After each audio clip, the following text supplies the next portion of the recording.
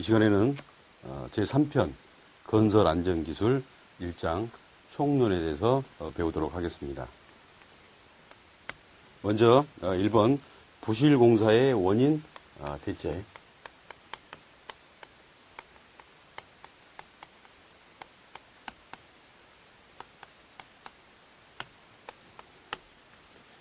부실공사라는 것은 설계도서나 시방서에 규정된 대로 시공하지 않아서 구조물의 성능 및 품질이 현저히 저하되어 결함이나 하자가 발생하는 공사를 부실공사라고 이야기하고 있습니다.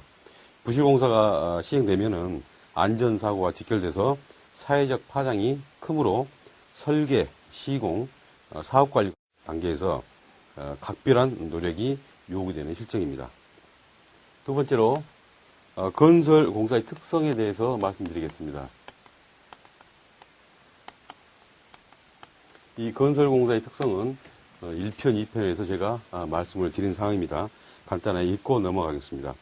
작업 환경이 열악하고 취급 부재가 중량미이고 작업 장소에 협소와 고소 작업 공정이 많고 작업 공정이 많고 공정이 복잡한 건설공사의 특성을 가지고 있습니다.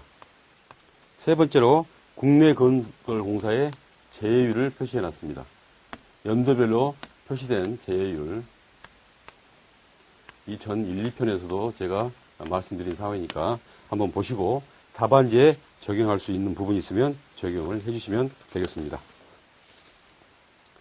다음에 건설 제외율, 건설 제외율 외에 건설 형태별 건설 제외, 형태별로 정해진 업무상 질병 같은 경우는 직업병, 진폐, 작업 관련성 질병이라든가 추락, 전도제해 이런 부분이 있습니다. 이 표를 보고 이거 해석해 놓은 건데, 이 점유율 같은 거, 보면 전년 대비 몇 프로 증가했다든가 충돌 몇 프로 증가 이런 부분을 설명하실 수 있으면 이 제외율표 밑에 설명을 해 주셔도 좋은 답안이 되겠습니다. 네 번째, 국내 건설업 현황, 상황 이렇게 말씀할 수 있는 건데요. 물적으로는 고도 성장이 됐지만 질적으로는 안전관리 소홀이라든가 비현실적 제도, 설계, 사업관리의 비현실, 기술자의 적당주의에 의해서 부실공사가 발생해서 대형재해로 연결된다. 이렇게 국내 건설업 현황을 도시화해서 표시를 해본 내용입니다. 다섯 번째, 부실공사의 원인. 부실공사의 원인은 어떤 게 있느냐. 품질 관리의 부실, 품질 관리를 시험이나 검사를 형식적으로 수행한다 해서 품질 관리 부실을 한다든가 안전관리가 좀 미흡하다. 안전관리비를 이익으로 생각한다든가 안전관리자 겸직 및 비상주로 안전관리 소홀로 인해서 발생하는 안전관리 미흡. 세 번째가 무리한 공기 단축. 발주자, 사업주의 과욕이라든가 돌간 작업에 의한 품질 저하가 되는 무리한 공기 단축. 네 번째로 덤핑 수주, 과다 경쟁으로 인한 원가 이하 수주, 또 최근에 최저가 입찰이라든가 실적 단가에 의한 덤핑 수주가 문제가 되겠습니다. 다섯 번째, 사전 조사 미흡, 집안이나 인적 구조물에 대한 사전 조사가 미흡한다든가 3D 기피 현상으로 숙련공이 부족한 미숙련공 부족. 일곱 번째, 하도급자의 부실이 부실공사의 원인이 되겠습니다. 여섯 번째로 부실공사의 원인에 대한 방지 대책은 어떤 게 있느냐. 방지 대책으로 먼저 계약제도 보완이 있겠습니다. PQ를 한다든가 부대 입찰, 대안 입찰 이런 부분을 활용하면 되겠습니다. 공사 관리자에 대해서는 도면 및 시방서에 대한 관리를 하고 CM 제도를 적극 도입을 하고 적정 공기를 준수하는 공사 관리자의 사항이 되겠고요. 세 번째, 설계 및 재료 관리는 설계 기간의 충분한 확보 및 사전 검토 철저, 건식화, 고강도를 해야 하면 부실공사에 대한 방지가 되겠습니다. 네 번째, 시공관리에 대한 사항인데요. 품질관리 및 적정 공기를 준수하고 설계도서에 충실한 관리를 하면 적정한 시공관리가 되겠습니다. 다섯 번째로 감리 및 유지관리에 대한 사항, 감리원의 전문기술 능력 강화를 한다든가 부실에 대한 강력한 책임 소재를 규명한다든가 이런 거에서 우리가 부실 공사를 방지할 수 있겠고요. 또 신기술을 개발을 해서 발생할 수 있는 부실 공사를 방지할 수 있겠습니다. 부실 공사가 발생하는 원인은 설계, 시공, 사업관리, 감리라고 하는데 부실과 정부의 제도가 미비해서 발생을 합니다. 이런 부분을 방지하기 위해서 정부 차원의 제도 개선과 공설공사 주체별로 부단한 노력이 필요한 현실입니다. 두 번째로 건설 폐기물 재활용 방안.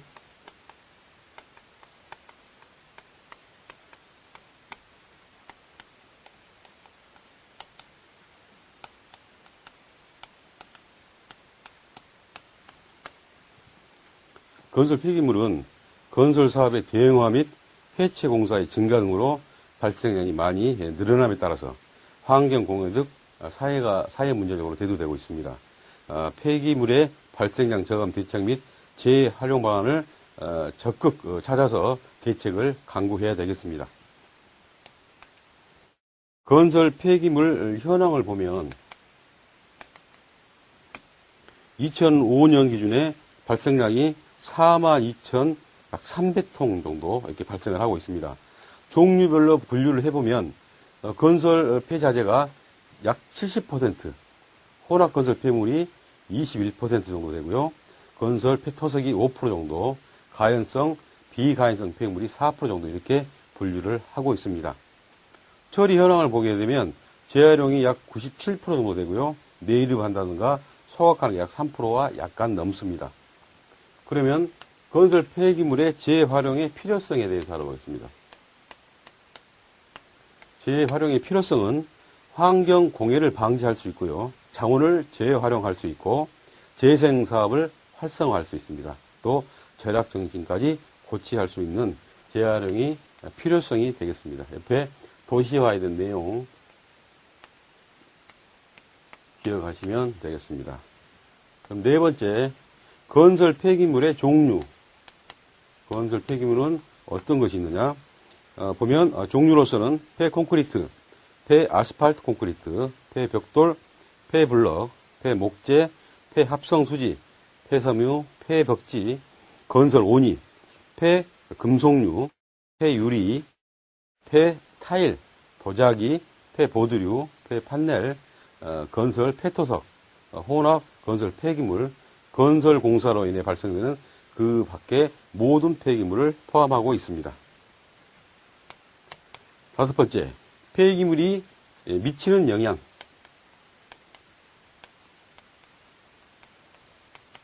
폐기물은 어떠한 영향을 미치느냐. 먼저 안전관리 측면에서는 현장 내 정리동전 불량으로 인한 전도재해가 발생할 수 있고요.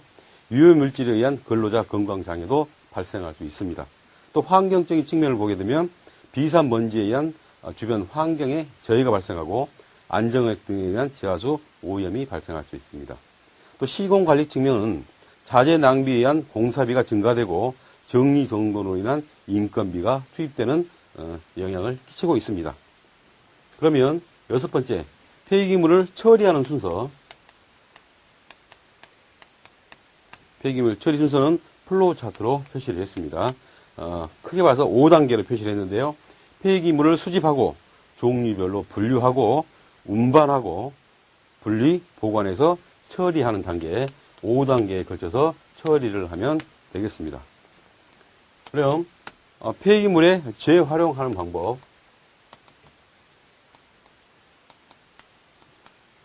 재활용하는 방법은 직접이용법, 가공이용법, 재생사용법, 환원법 이렇게 네 가지로 분류를 하고 있습니다.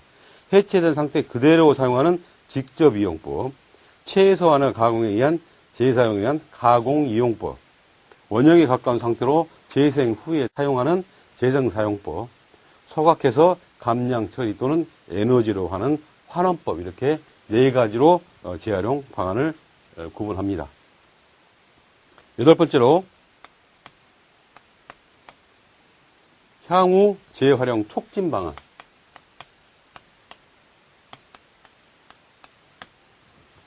재활용을 어떻게 촉진할 것이냐. 공공시설 등의 재해성 이용 추진하는 재해성 이용 활성화. 두 번째로 위탁업자를 육성하고, 세 번째 재활용제 성능 기준을 마련하고, 넷째 폐기물 발생을 억제시키고, 다섯 번째 재해성 처리 장비를 개발하고, 여섯 번째 책임을 강화하고, 일곱 번째 재활용 의무주를 강화하고, 여덟 번째로 재활용 기술을 개발하고, 이런 과정을 통해서 향후 재활용을 촉진할 수 있겠습니다. 건설 현장에서 발생하는 폐기물은 최대한 활용을 함으로써 자원 활용이라든가 환경 유해온을 최소로 하는 게 건설 폐기물을 재활용할 수 있는 가장 좋은 방법이 되겠습니다. 세 번째 문제, 폐 콘크리트 재활용 방안.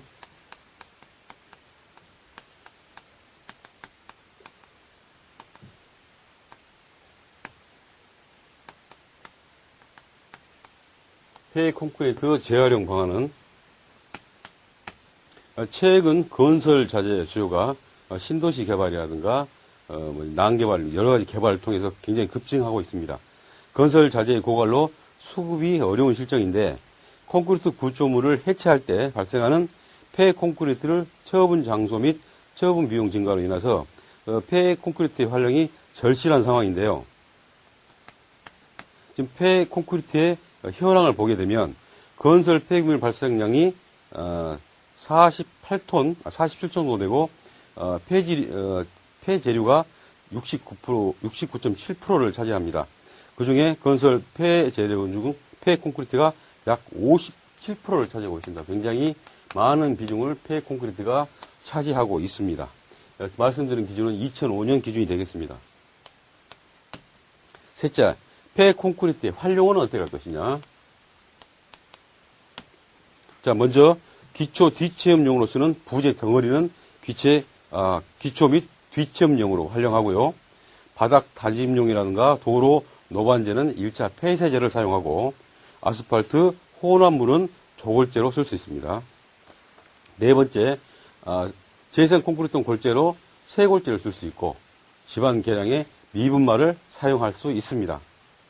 네 번째, 순환 골재 사용 용도, 어떤 용도에 순환 골재를 쓸 거냐면 폐 콘크리트를 분리하면 순환 골재가 발생을 합니다.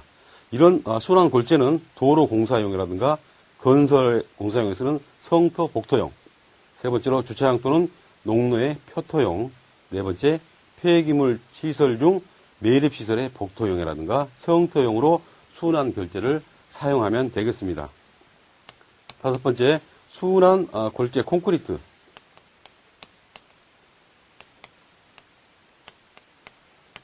순환 골재 콘크리트 종류로는 A종, B종, C종 이렇게 분류를 하는데요. 50% 이상 재성 골재를 쓰는 게 A종, 설계 기준 강도가 약 150kg per 제곱센티미터가 되겠습니다. B종은 30에서 50% 이상 재생 골재를 쓴 거, 기준 강도는 180 정도 되고요. C종은 30% 이하 재성 골재를 쓰는 게 C종 콘크리트라고 이야기를 합니다. 설계 기준 강도는 210kg per 제곱센티미터가 되겠습니다. 이 순환 골재 콘크리트의 특징으로는 응결 속도가 빠릅니다. 일반 콘크리트에 비해서 건조 수축이라든가 건조 수축이 크고 단위 수량이 증가한다든가 압축 강도가 약간 떨어지고 슬럼프가 감소하고 이런 문제가 있습니다. 이런 특성을 가지고 있는데요. 그러면 이 폐 콘크리트를 재활용할 때 어떤 문제점이 있느냐? 문제점으로는 재생품 사용에 따른 품질이 저하된다. 필요 수요가 불확실하다. 분쇄에 의한 소음 및 분진 등 환경 공해가 발생할 수 있다. 재활용에 대한 인식이 부족하다는 문제점을 가지고 있습니다.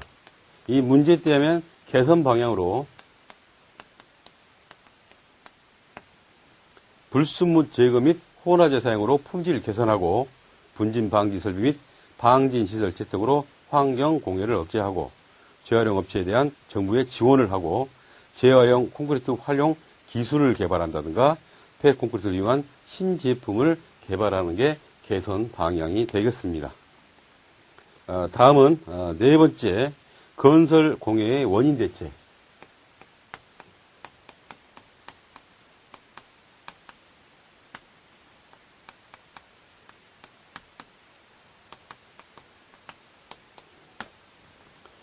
건설 공해라는 것은 공사 착공부터 준공까지 행해지는 건설 작업으로 주변 주민의 생활 환경에 위해를 끼치는 것을 건설 공해라고 합니다.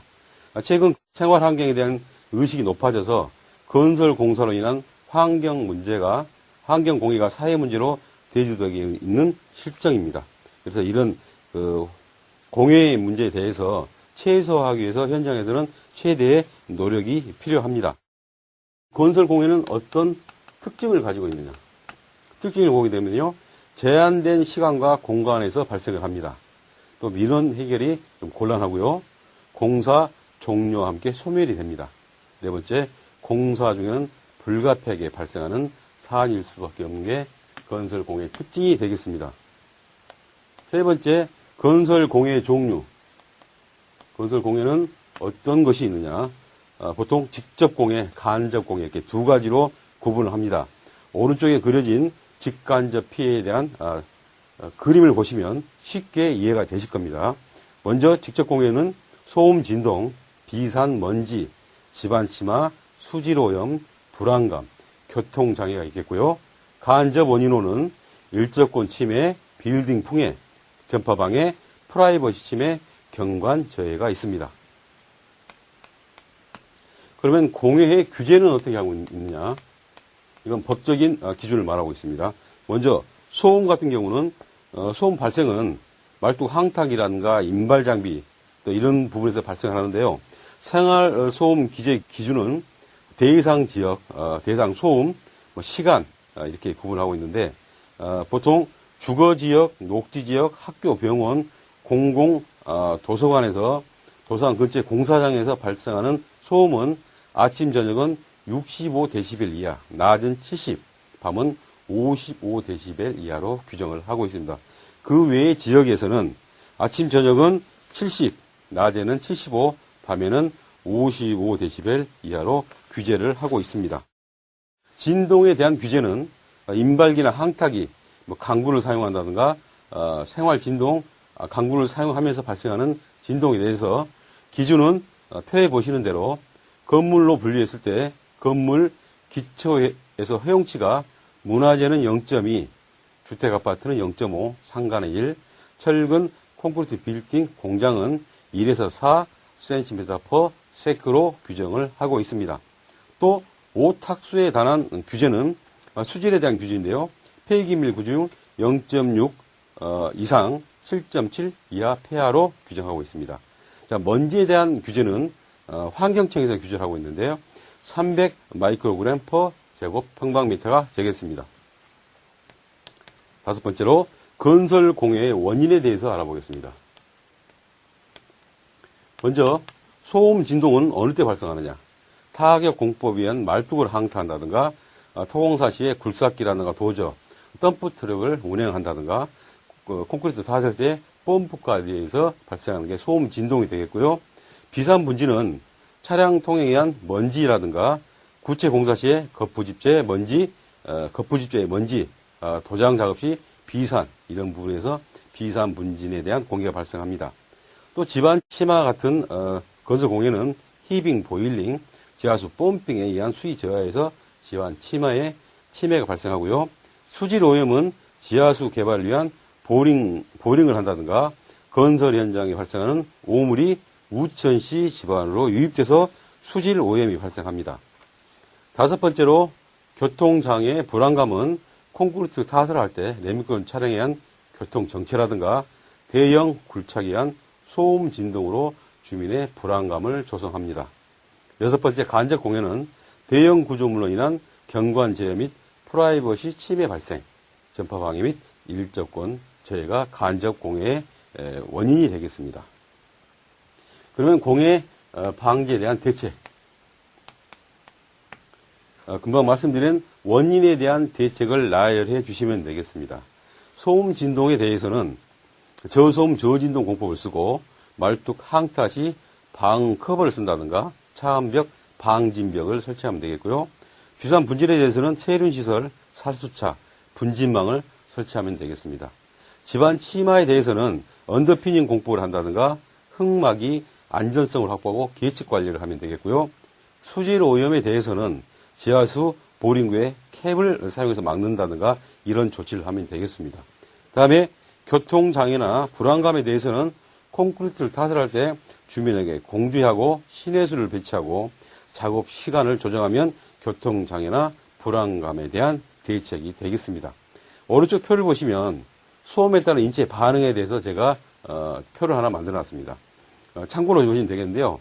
소음이 60 정도 되면 수면 장애가 시작되고 70dB이면 정신 집중력이 저하되고 80이면 청각 장애가 시작돼서 90이면 장시간 노출했을 때 난청이란 피해를 볼 수 있는 게 소음에 따른 인체 반응이 되겠습니다.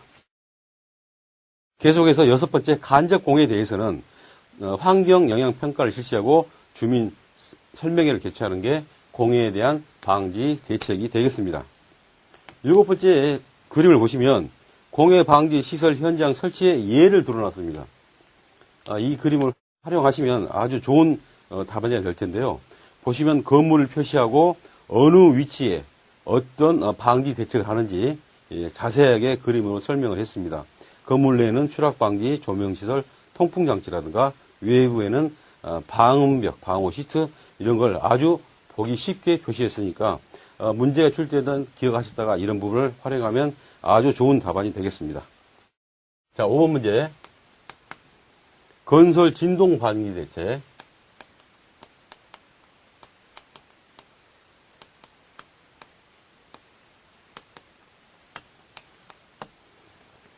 건설공사에서 발생하는 진동은 그 크기 또는 발생 시간에 따라 주변에 피해가 크므로 대책이 필요합니다.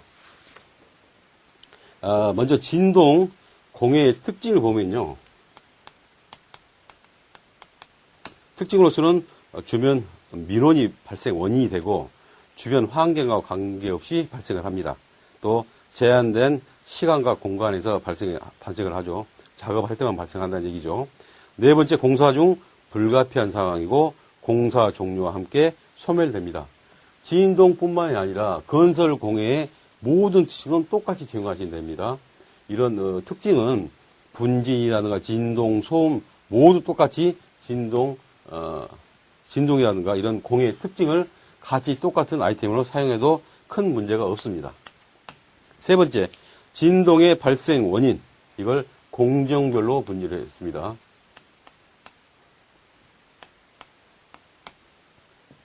먼저 해체 공사를 할 때는 어떤 진동이 생기느냐. 중량추나 차감기, 폐자재 반출을 할 때 진동이 발생하고요. 토공사 때는 굴착공사 시 굴삭기라든가 불도저에 의한 진동, 또 기초공사를 할 때는 파일 타격에 의한 진동, 장비 또 이동에 의한 진동이 발생을 합니다. 골조공사를 할 때는 레민꽃 트렁크 이동에 의한 진동이라든가 펌프카 및 바이브레터에 의한 진동이 발생합니다. 또 마감공사를 할 때는 할석공사라든가 이런 부분에서 진동이 발생하고 부대공사를 할 때는 포장공사 장비 이동에 의한 진동, 가설 전기 사용기 사용 시에 발전기에 의한 진동이 발생을 하겠습니다. 여기에 대한 진동 방지 대책으로 역시 앞에서 말씀드린 공정별로 대책을 수립하면 되겠습니다. 해체 공사를 할 때는 유압제 공법이라든가 압세 공법을 사용하고 토공사 할 때는 저진동 기계균구를 사용하면 되겠습니다.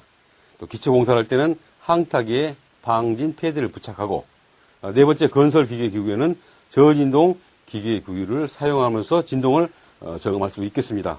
다섯 번째로 작업시간 조절인데요. 아침 저녁 시간대에 작업을 금지하고 주요 작업은 낮 시간대 하면 진동이 발생하더라도 피해를 최소화할 수 있겠습니다. 여섯 번째, 주변 민원에 대한 대책인데요. 주민 설명이라든가 일상 점검을 통해서 민원을 예방할 수 있겠습니다. 일곱 번째, 진동 규제 기준을 준수한다. 보면 전 문제도 설명한 내용입니다. 건물 기초의 허용지가 문화재, 아파트, 상가, 철근, 콘크리트 빌딩 이렇게 구분이 되는 걸 확인을 하시면 되겠습니다. 여덟 번째로 철저한 사전 검토, 설계 전에 주변 환경에 대한 사전 조사를 철저히 한다든가 저진동 공법 및 방진 공법을 고려하면 적절한 진동에 대한 대책이 되겠습니다. 여섯 번째 문제. 특정 공사 사전 신고.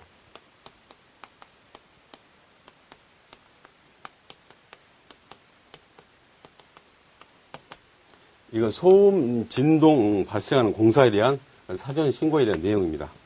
소음 및 진동이 발생하는 특정한 기계 장비를 5일 이상 사용하는 공사 시행 시 소음, 진동 저감 대책을 관할청에 신고하여야 한다. 이게 법적으로 규제된 사항입니다.